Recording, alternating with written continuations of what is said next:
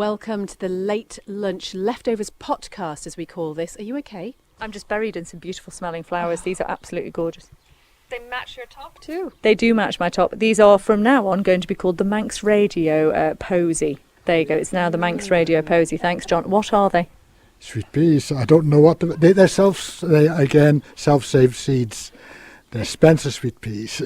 I love them. I might have to try and grow some of these, Tanya. Oh, I am trying. There's no flowers appearing on mine. I'm a little bit worried.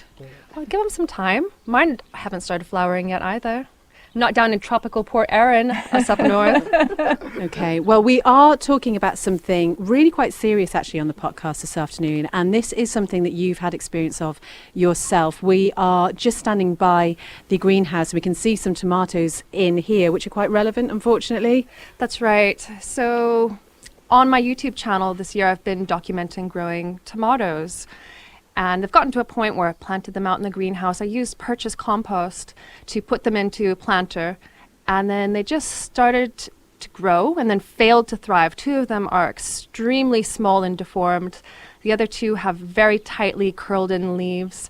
And I came across something that I hadn't heard of before. And it's a type of herbicide that has been around since 1999 apparently, but has been banned and then re-released and banned and re-released.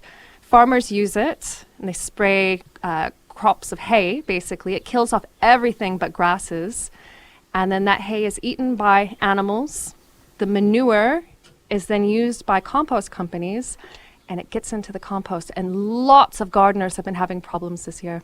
And the real problem is that you're not necessarily aware that this is even in the compost you're buying. Even the people who make the compost aren't aware. It's all about traceability of that manure. And farmers are required by law to report if they're using that herbicide, but they just aren't. So what problems does it actually cause for the plants then? So what happens is that it's a herbicide. It's meant to kill plants other than grasses. And the crops that are most affected are potatoes, tomatoes, beans, and peas. And if you're noticing that your plants are not germinating, so your seeds aren't germinating, or your plants are failing to thrive, or they're looking deformed, and also the leaves curling in really tightly, it's a sign of this herbicide. And there's other herbicides as well. So even municipal compost like that here, it could actually have weed killer in it as well, because that's sprayed on lawns and brought to the amenity sites by various people. And we are standing right beside John's fantastic tomato plants here. John, have you experienced anything like this before? When you're talking about it now, I'm thinking that I've grown a few seeds, cosmos for instance, and I've sown 2 packets and had a miserable failure, which I've never had before.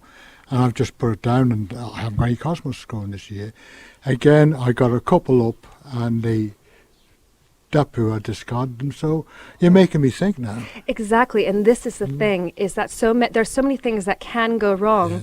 That I think that what's been happening over the years is that gardeners, and especially beginner gardeners, are thinking it's down to human error. And it's only now that people are starting to really talk about it in the media, and we're starting to become aware. And I was speaking to John about this earlier, and actually I have a bit of a fear, because this weed killer is in the manure component of compost. So what are people going to do? They're still going to buy compost, but they're going to start looking for 100% peat, which is really not environmentally friendly. So that is another worry. And just explain to us about peat and why it's not environmentally friendly. So peat is basically harvested from the ground. It's really old composted plant material. It retains water really well. It's used as fuel in some parts of Britain and Ireland, but it is in wetland scenarios. And in Britain, at least, it is not harvested and then actually the land isn't revived again like it is in places like Canada. So it's just stripped from the land and left bare.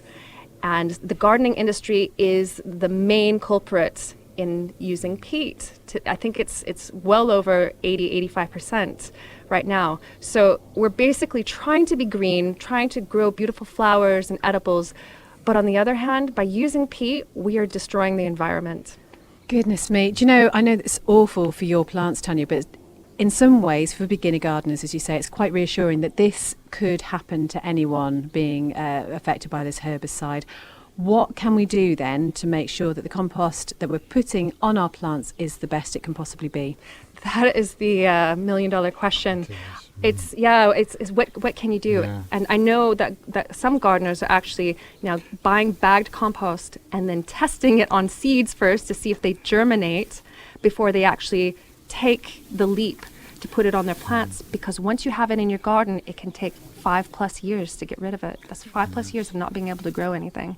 But I read what you're saying is that particular insecticide, it's 1 part in so many million that's all that's required.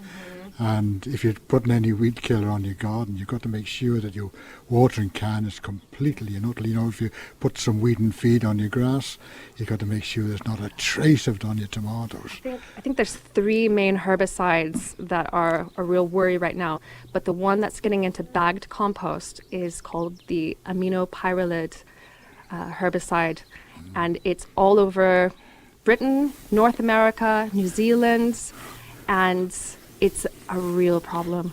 Yes, yeah. It comes the same. You've got so many problems that with the environment.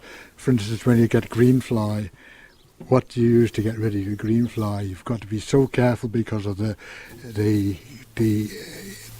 impact it has on the bees, etc. So I quite often use soap and water. And saying that, I've got some up there, but I'm very, very careful what I use because you don't want to eat it in the end. No, you don't want to eat. Never use it on fruit. Yeah. No, never use it on fruit. Soapy water is about as far as you go to get rid of that on fruit. And actually that brings something to light that maybe you were just pointing out over there, because there is some fruit over there, but it doesn't quite look like it should. No, it's got the gooseberry sawfly, and it's attacked the red currants as well, and the white and all the other currants. But that's the thing you need to do. Like you just said, you can't put any insecticides or things on it, can you? But again, what happened? We noticed a load of flies flying around. We said, there must be a dead mouse or a dead something or other, or what's happened. And all these flies, and they never put 2 and 2 together. That's what it was. About a week later, we went out and there wasn't a leaf left on it. Oh, that's devastating. Yes, watch for it, and we'll spray with something that's completely inert, like soapy water, something like that won't affect the fruit. Well, John, Tanya, we learn, don't we? you do, certainly do. Thank you so much for sharing those insights with us. Thank you for downloading the Late Lunch Leftovers podcast from the allotment, and your sweet peas are looking really lovely there. I know. They're just there to shame yours, I think, Beth. Or to encourage you to go and try again, because that's what it's all about, this programme. Whenever we speak to Tanya and speak to the other people that we bring into the show, it encourages us to have a go. Yeah. We'll be back next month.